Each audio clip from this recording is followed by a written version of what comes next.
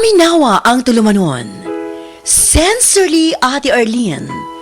Matag alas 9 sa gabi hangtod alas 10. Dinhi lamang sa DYHP Cebu City. Ako si Kate Brios, usa sa mga tag-iya sa INM Kate Beauty Incorporated. Ako magpahimangno sa mga tag-iya ug mga butika, pharmacy ug mga drugstore nga dili mo dawat og produktong Koy Herbal Capsule nga way tatak, the original ug way nakamarka sa kapsula nga KOI kay siguradong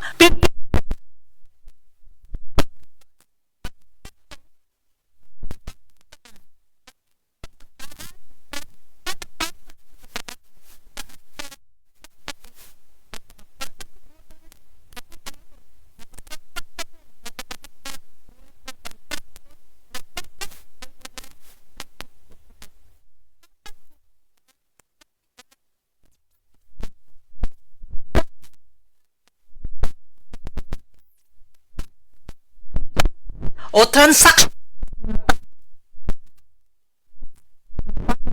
og uban pa